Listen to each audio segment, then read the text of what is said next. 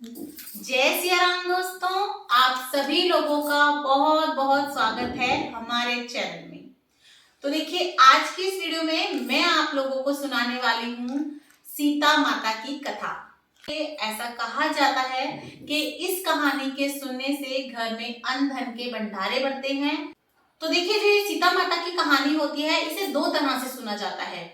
कुछ लोग इसे 1.5 साल के लिए सुनते हैं, यानी कि 6-6 महीने करके सुनते हैं, और कुछ लोग इसे 1 साल के लिए सुनते हैं, यानी कि संक्रांत से शुरू करते हैं और फिर पूरा साल इस कहानी को सुनते हैं, इस कथा को सुनते हैं, और संक्रांत वाले दिन इसका उद्यापन कर देते हैं। बहुत ही आसान है इसका उद्यापन विधि, और इसकी कथा भी बहुत अच्छी है। और ऐसा माना जाता है कि अगर आप सीता माता की कथा का नियम लेते हैं, सीता माता की कथा सुनते हैं, तो आपके घर में कभी भी अन्न धन के भंडारे खाली नहीं होते। बहुत ही ज्यादा बरकत रहती है और बहुत ही ज्यादा अच्छी रहती है ये कथा सुनना। तो आज की इस वीडियो में मैं आपको कथा सुनाने वाली हूँ, लेकिन उससे पहले मैं आपको बता दूं कि ऐसा जरूरी नहीं है कि आपने अगर 1 साल ये कथा सुन ली है तो आप और दोबारा नहीं सुन सकते, आप बाद में भी सुन सकते हैं।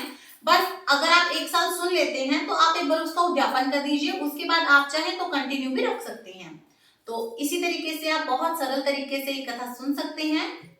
और मैंने अपने चैनल पर संक्रांत से रिलेटेड और भी बहुत सारी वीडियोस बना रखी हैं, जिसमें मैंने आपको और कथाओं का नियम लेना, उनका उद्यापन करना और भी दान पुण्य करना, इस तरह की बहुत सारी वीडियोस बना के दे रखी हैं। आप उन्हें भी जरूर से चेक कीजिएगा। तो देखिए, आपको कुछ नहीं करना है। मान लीजिए जैसे संक्रांत से आप इस नियम को उठा रहे हैं, तो संक्रांत वाले दिन आप सुबह उठ के जल्दी नहा लीजिएगा। और मैं आपको संक्रांत पे कैसे स्नान आदि करते हैं उसकी वीडियो भी दे दूंगी, आप जरूर देखिएगा। और उसके बाद आपको नहा धोने के बाद अपनी कथा करनी है। तो जोन सी कथा आप जो है पकड़ना चाहते हैं, जिस कथा का नियम आप पकड़ना चाहते हैं, आप वो वाली कथा सुन लीजिएगा। और फिर उसके बाद रोज आपको जो है ना, स्नान करने के बाद कथा सुननी है, उसके बाद आप अपना नियम ले सकते हैं। और फिर उसके बाद आप रोज अपने डेली रूटीन में नहा धोकर जैसे पूजा करते हैं, ऐसे ये कथा सुन लें, और इस तरीके से आपका पूरा 1 साल का नियम ये पूरा हो जाता है। तो इस वीडियो में मैं आपको कथा सुनाने वाली हूँ, तो चलिए वीडियो को शुरू कर लेते हैं।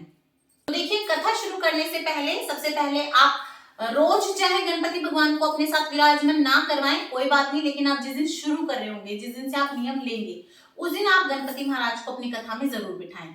आप चाहें तो रोज भी बिठा सकते हैं, लेकिन रोज ऐसा भी कर सकते हैं आपके जहां आप पूजा करेंगे मंदिर होगा, वहीं बैठ के आप कथा सुन ले। जैसे देखिए, मेरा मंदिर यहीं है, तो मैं यहीं पर बैठ के कथा कर लूंगी, तो मुझे अलग से गणपति भगवान को विराजमान करने की जरूरत नहीं पड़ेगी। लेकिन पहले दिन, जिस दिन हम इसका नियम लेंगे, उस दिन हम गणपति भगवान को विराजमान जरूर करवाएंगे। तो चलिए कथा को शुरू कर लेते हैं।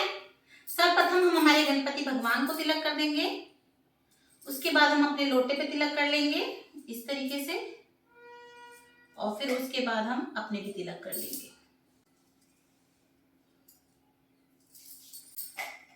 थोड़े से हम चावल ले लेंगे इस तरीके से हाथ में, क्योंकि देखिए, कोई भी कथा जब आप सुनते हैं तो आप हाथ में चावल जरूर ले, या कोई भी दाने आप जरूर ले। तो चलिए कथा को शुरू कर लेते हैं। सीता माता की कथा। यह कहानी सीता माता कहा करती थी और श्री राम इसे सुना करते थे। एक दिन श्री राम भगवान को किसी काम से बाहर जाना पड़ा, तो सीता माता कहने लगी कि हे भगवान, मेरा तो 12 वर्ष का नित्यनेम का नियम है। आप बाहर चले जाएंगे तो मैं अपनी कहानी किसे सुनाऊंगी। श्री राम ने कहा कि तुम कुएं की पाल पर जाकर बैठ जाना, और वहाँ जो औरतें पानी भरने आएंगी उन्हें अपनी कहानी सुना देना। सीता माता कुएं की पाल पर जाकर बैठ जाती हैं।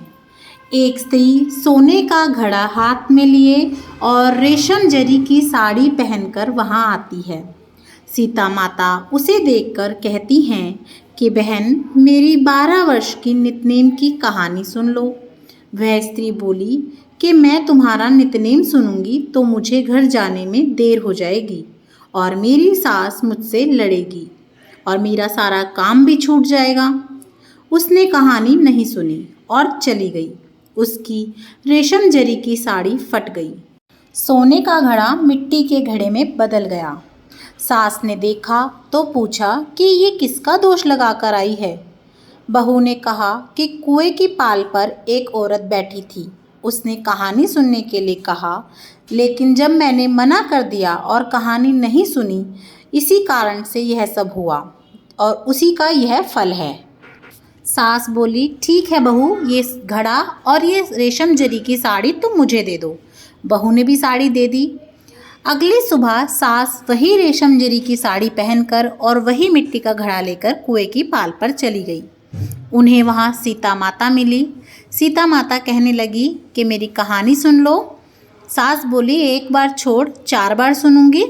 सीता माता ने भी कहानी शुरू करी। सीता माता ने कहानी सुनाई। सीता माता ने कहा, राम आए लक्ष्मण आए, देश के पुजारी आए, नित नेम का नेम लाए। आओ राम बैठो राम, तपी रसोई जीमो राम। माखन मिश्री खाओ राम, दूध बताशा पियो राम। सूत के पालक पोढ़ो राम, शाल दुशाला ओढ़ो राम, शाल दुशाला ओढ़ो राम। जब बोलूँ मैं राम ही राम, राम सवारे सबके काम। खाली घर भंडार भरेंगे, सबका बेड़ा पार करेंगे। जय श्री राम, जय श्री राम, जय श्री राम। सास बोली कि बहन, कहानी तो बहुत अच्छी है। कहानी सुनकर जब सास घर लौट आई तो उसकी साड़ी फिर से रेशम जरी की बन गई। मिट्टी का घड़ा फिर से सोने का घड़ा हो गया। बहू कहने लगी, सासू माँ, आपने ये सब कैसे किया? सास ने कहा कि बहू, तू तो दोष लगा के आई थी और मैं अब दोष उतार कर आ रही हूँ। बहू ने फिर पूछा कि वह कुएं वाली स्त्री कौन थी? सास बोली कि वो सीता माता थी। वे पुराने से नया कर देती हैं, खाली घर में भंडारे भर देती हैं और सबके घर में लक्ष्मी जी का वास कर देती हैं और सभी मनोकामनाओं को पूर्ण कर देती हैं। बहू बोली, ऐसी बात है तो सासू जी, ये कहानी मुझे भी सुना दो। सासू जी बोली, ठीक है, तुम भी सुनो। और सास ने भी कहानी शुरू कर दी। राम आए लक्ष्मण आए, देश के पुजारी आए, नित नेम का नेम लाए। आओ राम बैठो राम, तपी रसोई जीमो राम। माखन मिश्री खाओ राम, दूध बताशा पियो राम। सूत के पालक पोढ़ो राम, शाल दुशाला ओढ़ो राम, शाल दुशाला ओढ़ो राम। जब बोलूँ मैं राम ही राम, राम संवारे सबके काम। खाली घर भंडार भरेंगे, सबका बेड़ा पार करेंगे। जय श्री राम, जय श्री राम, जय श्री राम। कहानी सुनकर बहू बोली कि कहानी तो बहुत अच्छी है। सास ने कहा कि ठीक है, इस कहानी को रोज कहा करेंगे। अब सास बहू रोज सवेरे उठती, नहाती धोती और पूजा करने के बाद नितनेम की सीता माता की कहानी कहती। एक दिन उनके यहाँ पड़ोस की एक औरत आई और बोली कि बहन, थोड़ी सी आँच दे दो। वह बोली कि अभी तो हमने आँच नहीं बाली है। वो बोली, फिर तुम सासू बहू इतनी सुबह उठकर क्या कर रही हो? सुबह 4 बजे से उठी हुई हो? तो वो दोनों बोली कि हम सुबह उठकर नहा धोकर पाठ पूजा करते हैं, सीता माता की नितनेम की कहानी करते हैं। पड़ोसन ने उनकी बात सुनकर फिर कहा कि सीता माता की कहानी, ये क्या होती है? इससे क्या फ़ायदा होता है? वो बोली, इस कहानी के करने से घर में भंडारे भरते हैं, अन्न धन में वृद्धि होती है, सारे कार्य सिद्ध होते हैं, मन की इच्छा भी पूरी होती है। पड़ोसन कहती है कि बहन, ऐसी कहानी तो मुझे भी सुना दो। फिर वो सासू बोलती है, ठीक है, लो तुम भी सुन लो। फिर सास ने उसे वही कहानी सुनाई। सारी कहानी सुनने के बाद पड़ोसन कहने लगी, बहन, कहानी तो बहुत अच्छी लगी। अब उस पड़ोसन ने भी सुबह उठकर नितनेम की सीता माता की कहानी कहना शुरू कर दिया। कहानी कहने से सीता माता ने पड़ोसन के भी भंडारे भर दिए।